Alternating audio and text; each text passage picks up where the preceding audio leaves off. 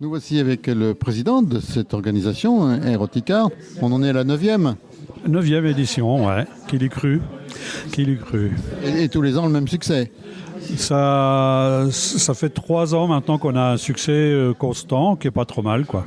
Entre 1200 et 1200 personnes par manifestation. Oui, c'est pas mal parce que c'est aussi une organisation tout à fait originale qu'on ne trouve pas partout. Ah, effectivement, oui, c'est pas des œuvres qu'on voit partout. Et c'est aussi le fait que pour ça que les artistes viennent d'assez loin, parce qu'ils ont du mal à exposer ces œuvres-là. Donc ici, ils peuvent les exposer en toute liberté. Et voilà, ça fait plaisir à tout le monde. Et combien d'artistes justement ici ? Là, pour cette édition, il y a 52, 53 artistes exposés, plus des artistes qui font des performances, des danses, etc. Enfin, voilà, quoi. On a des photographes, des peintres. Photographes, peintres, sculpteurs, travail à l'aérographe aussi, body painter. On a ici également des écrivains. Qu'est-ce que j'oublie ? On devait avoir un vidéaste, mais qui n'a pas pu venir. L'an prochain. Oui. Voilà, c'est très diversifié. Il y a plein de belles choses. On a des fabricants de bijoux aussi. Enfin, voilà. En tous les cas, donc ça fait beaucoup de thèmes, beaucoup de choses. Ouais. Alors bravo pour toute cette organisation. Merci beaucoup et on espère continuer. Et donc l'année prochaine, on va fêter nos 10 ans. Alors on espère pouvoir faire une édition encore plus grande et plus jolie, quoi. Facile à organiser ? Ça prend un peu de temps, comme beaucoup d'organisations. C'est surtout dans le choix des artistes, dans tout ça. Il faut choisir des belles œuvres et aussi on tient quand même à rester dans le correct, quoi. Il ne faut pas que ce soit trop hard, etc. Enfin voilà, on est vraiment un salon artistique et pas un salon de l'érotisme. Voilà. Merci et bravo. Merci à vous. Nous voici à Erotica, le grand rendez-vous maintenant de Plombières. Et puis c'est pas le premier puisque nous sommes, je crois, au 9e. Alors avec un confesseur, donc confesseur ? Oui, je suis Scapal, le confesseur. Voilà. Et autour de nous, donc, aussi Eric Bonnet. Voilà. On a déjà retrouvé. Et puis qui expose ici, avec Anne-Lise Frichet, ma compagne. Anne-Lise, c'est toi ? Oui, bonjour. Moi, je suis comédienne et je suis également modèle. Parfait. Monsieur le confesseur, tu fais quoi ici, en fait ? En fait, je suis photographe à la base, mais je suis aussi dans l'organisation et on cherche chaque fois une petite animation amusante. Par exemple, l'année dernière, c'était Fabrique ton martinet, où on invitait les gens à fabriquer leur martinet. Et puis... Non, ça, quand même. Non, c'est des tout doux. C'est des martinets vraiment tout doux. C'est juste une histoire de bruit, de claquement. Après, c'est des petits martinets tout doux. Voilà. Mais sinon, donc cette année, l'idée, c'était de faire des confessions, mais pas n'importe lesquelles, des confessions de fantasmes. C'est-à-dire ce que les gens aimeraient faire et pas ce qu'ils ont fait. Puisque ce qu'ils ont fait, on s'en fiche un peu. Voilà. Et donc, voilà. Donc, ce qui est formidable ici à Erotica, c'est que les idées, même un peu farfelues, on peut les concrétiser et faire que ce genre d'idées bizarres deviennent une réalité. Donc là, maintenant, je confesse des fantasmes, je change la voix, je renvoie ça à la régie et les fantasmes sont rediffusés avec la voix changée dans un confessionnal en carton. Ah, de beau travail quand même. Voilà, ça change de la photographie. Là. Sinon, j'encube les gens. Voilà, je suis assez connu dans le coin pour ça. Je les mets dans des boîtes, je les mets dans des aquariums. D'ailleurs, vous en avez peut-être vu en montant les escaliers du festival. D'accord. Et toi, Eric ? Alors, moi, donc, je suis invité au festival pour présenter un peu mon travail, de ce que je fais. Moi, je suis peintre à l'origine, parce que voilà, comme ça change un peu. Ici, on a des photographes, des sculpteurs, des peintres comme moi, des body painters qui peignent sur le corps des femmes. On a des danseuses aussi qui proposent des animes. Et moi, dans mon stand, voilà, c'est de la peinture. Je peins avec des bombes en peinture. Je fais du spray paint, voilà. Et ici, j'ai créé aussi une œuvre un petit peu spéciale pour le festival avec ma compagne qui est comédienne, qui est juste à vos côtés, qui s'appelle Anne-Lise Frichet. Et on propose un tableau que moi j'ai travaillé dessus à la peinture, plus des photos qu'on a fait nous deux, plus un texte qui va avec, qui raconte une petite histoire un petit peu érotique, puisque c'est le thème du festival. Et puis comme on est invité là, il faut se fondre dans le thème et proposer des choses intéressantes et ludiques aux gens qui viennent nous voir. Voilà. Et quand tu n'es pas à Plombières, tu es où ? Alors, moi, j'oscille entre Metz et Lyon, où Anne-Lise Frichet habite. Il y a de la distance. Ouais, il y a un peu de distance, je sais, elle me coûte cher en kilomètres. Mais voilà, c'est quand on aime, on ne compte pas. Et donc, j'expose à peu près où je peux exposer un peu partout. Et là, cette année, je serai sur Lyon, je serai en Allemagne, à Munich, je vais souvent en Allemagne, je serai en Belgique. Et je reviens dans les Vosges en juillet. En juillet, je serai à Saint-Dié, au Festival Déodat à Saint-Dié, voilà. Histoire de ne pas quitter les Vosges tout de suite. Un grand voyageur en plus. Oui, grand voyageur. Oui, les sociétés d'autoroute m'adorent. Voilà, j'ai un full option. Bravo Eric. Alors Anne-Lise, toi, tu subis en fait. Je suis la pièce rapportée de ce festival. Moi, je suis comédienne et j'ai rencontré Eric dans une émission de radio que j'anime sur Radio Canu. Ah, pas mal ça. Voilà, donc c'était mon invité et il parlait justement du livre qu'il a sorti il n'y a pas très longtemps, que vous pouvez aussi retrouver sur le festival Eroticart. Voilà, et il m'a proposé une collaboration pour justement exposer à Eroticart. Et donc c'est toujours un plaisir de travailler ensemble puisqu'on est un couple à la ville également. Donc c'est toujours intéressant de parler de sensualité, de parler de notre couple en quelque sorte. Voilà. Et tu aimes bien ? Oui, moi je suis aussi modèle pour d'autres photographes puisque je suis comédienne et également modèle et j'écris aussi, j'aime bien toucher un peu à tout. Et donc c'est avec grand plaisir que je me prête au jeu avec mon chéri. Voilà, sur cette thématique. Et nos amis de Radio Canu qui sont basés, si je me souviens sont bons, du côté de Lyon ou de Grenoble. Alors du côté de Lyon, puisque Radio Canu était une radio dissidente, interdite dans les années 70, qui a été... tout le matériel de cette radio a été saisi, parce qu'on est quand même des gauchos, quoi. Hein. On est quand même des punks à Radio Canu. Donc vous entrez dans Radio Canu, c'est plein de tags, c'est plein de... On sait très bien de quelle obédience est cette radio. Ouais, mais elle est devenue très officielle plus tard. Alors non, ça reste une radio associative. Alors elle est devenue officielle, effectivement, mais ça reste une radio associative et où la parole est très libre, avec beaucoup d'émissions. Et donc moi, j'anime une émission avec mon collègue qui est l'organisateur, Thierry. Un petit coucou à Thierry s'il nous écoute. Donc nous proposons en fait des lectures radiophoniques et nous invitons également des auteurs, des autrices, d'où l'invitation à Monsieur Bonnet qui a débouché sur notre collaboration actuelle. Voilà, écoute, tu salueras Radio Canu pour nous ? Oui, un petit coucou aux collègues de Radio Canu. Marc, tu es au salon ici Eroticart de Plombières et tu fais quoi ? Alors, j'écris, on va dire, quand j'ai des moments de libre. On va dire que c'est un petit peu mon violon d'Ingres, avec le pseudonyme Hervé G. Et c'est un pseudonyme que j'ai choisi d'une façon inspirée également, parce que en fait, j'avais un médecin de famille quand j'étais gamin, et il s'appelait le docteur Hervé Gallois. Et c'est un médecin qui m'a beaucoup marqué. C'était quelqu'un de très très bien, un vrai médecin de campagne. Et du coup, pour mon nom d'artiste, mon nom d'écrivain, j'ai choisi Hervé G. Voilà, et donc tu écris et tu as sorti des bouquins ? Alors voilà, j'écris effectivement des bouquins. Je suis en auto-édition. J'ai pas la chance de passer par une vraie maison d'édition. C'est trop difficile à mon niveau, puisque je suis pas connu comme écrivain. Mais en tout cas, grâce au site internet lulu.com, qui a été acheté par Amazon, j'arrive à écrire des livres et à faire fabriquer mes livres. On y trouve quoi dans tes livres ? Alors, dans mes livres, on trouve surtout des rencontres. Alors, c'est des rencontres qui partent dans beaucoup de directions très différentes. Ça va parler d'Afrique, de rencontres sur Internet. Ça va parler de franc-maçonnerie. Ça va parler de rencontres avec des dominatrices, des rencontres avec des prostituées classiques également.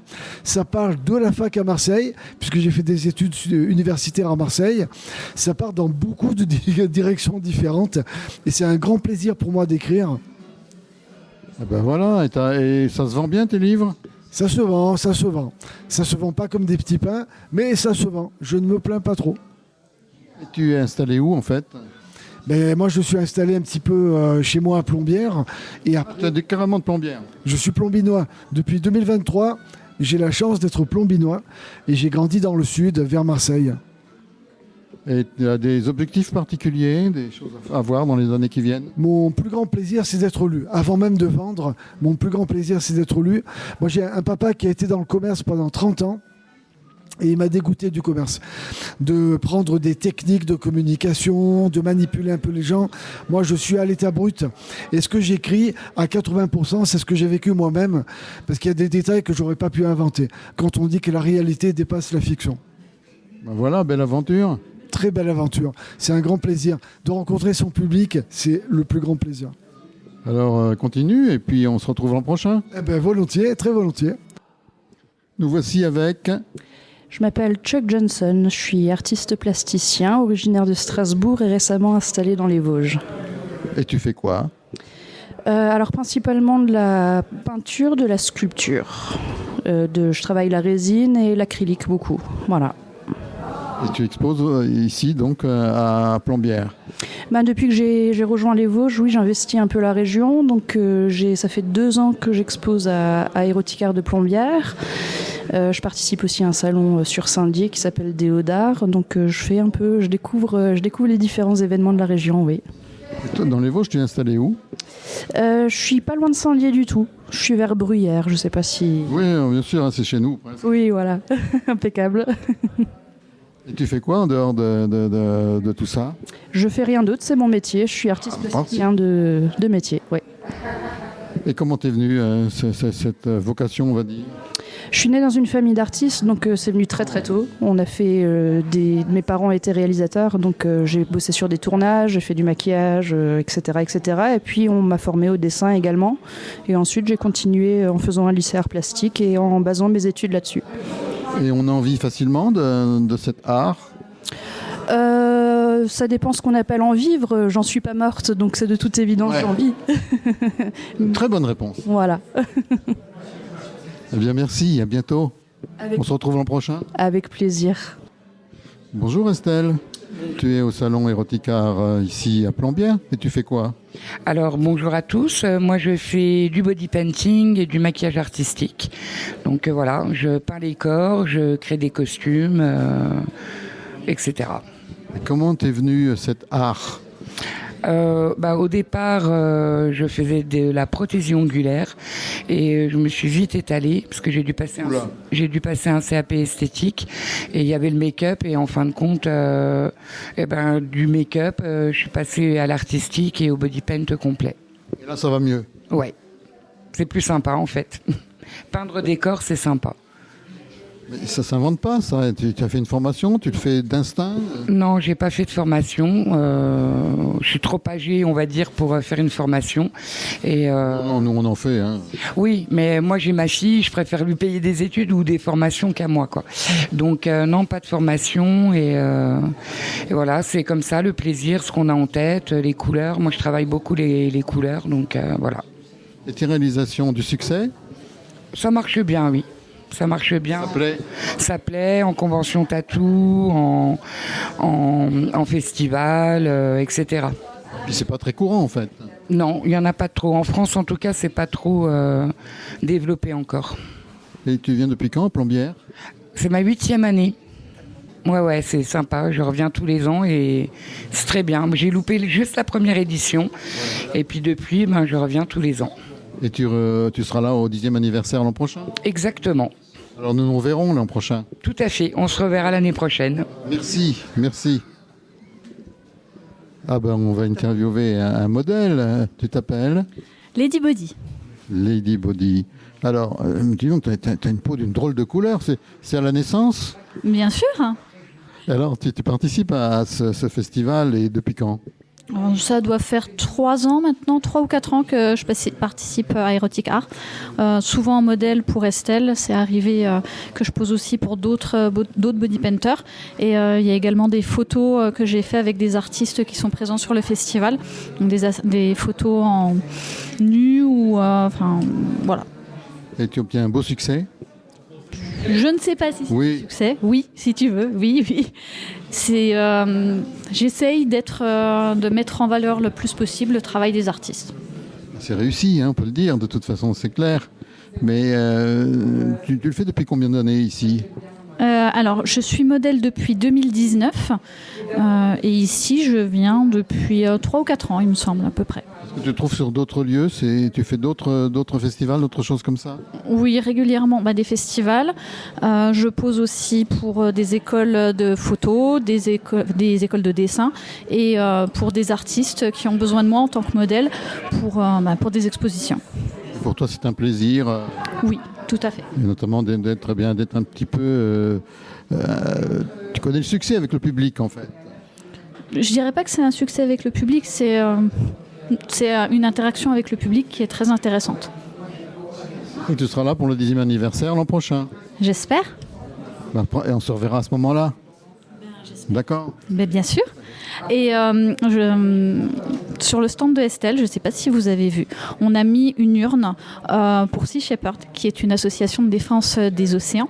Et donc on a à cœur, on a fait un body painting le premier week-end qui faisait penser justement à l'univers de l'océan et qui incitait les gens à faire des dons à l'association Sea Shepherd. Donc pour nous, c'est très important, donc il ne faut pas hésiter. Voilà. Merci de le préciser, parce que c'est très important, effectivement. Puis comme c'est bientôt les élections, ça va apprendre aux gens à aller dans les urnes. Aller dans les urnes et surtout penser aux associations. Morgane, tu es ici donc à Eroticar et tu fais quoi ? Alors, je suis la conjointe de Marcin Wilczynski, qui est photographe originaire de Pologne et qui expose aujourd'hui notamment des stéréoscopes. Donc, ce sont en fait des photos à effet 3D qu'on regarde avec des lunettes spéciales. D'accord, moi j'ai pas de lunettes spéciales, mais même avec les lunettes, je trouve déjà ça magnifique. Oui, donc c'est vrai qu'il est surtout spécialiste de la photo noir et blanc et il travaille avec des modèles du monde entier. Donc là, on a en fait exposé des modèles qui viennent de Pologne, de Édimbourg, donc du Royaume-Uni, des modèles de Paris, des modèles de Lituanie. Enfin voilà, c'est vraiment très éclectique. Et toi, tu es dans les modèles ? Alors oui, effectivement. Donc moi, je suis modèle. Enfin, j'ai été modèle pendant longtemps. Et c'est d'ailleurs comme ça qu'on s'est rencontrés. Vous vous êtes rencontrés où ? Alors, on s'est rencontrés à Londres, justement, pendant un voyage dédié à la photo. Et on a eu un coup de cœur l'un pour l'autre. Voilà. Parce que tu es originaire d'où, toi ? Alors, moi, je suis alsacienne. Donc, je suis originaire de Ribeauvillé. Et aujourd'hui, je suis à Strasbourg. Impeccable, Et puis tu viens ici, donc tous les ans ici ? Effectivement, donc c'est notre 3e année. Mais moi, c'est ma 4e année, puisque la première année, j'étais là en tant que modèle. C'est bien ça. Et puis on voit des photos qui sont même magnifiques. On remarque ici quand même à Eroticar qu'il y a beaucoup de talent finalement.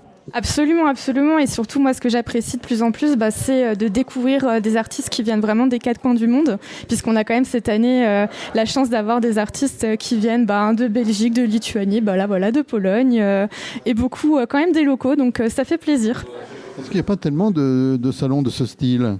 Non, effectivement, nous on fait le déplacement depuis Strasbourg exprès, puisqu'en fait pour nous c'est le seul salon sur lequel on peut venir exposer ce type de photos. Sinon ce sont les salons de l'érotisme, mais bon, c'est pas vraiment la même ambiance. Puis on sait, comme tout le monde, comme Claude Vanoni, que Strasbourg, c'est plus loin que les Baléares. Oui, c'est clair. Mais non, en plus, on profite vraiment de Plombières. C'est vrai que c'est une ville magnifique. Donc, ça fait plaisir aussi de faire revivre cette ville qui a un petit peu du mal en ce moment quand même. Voilà, donc nous, ça nous fait plaisir de faire partie un petit peu de l'histoire de cette jolie ville. Alors, merci Morgane et vive la Pologne. Absolument, vive la Pologne.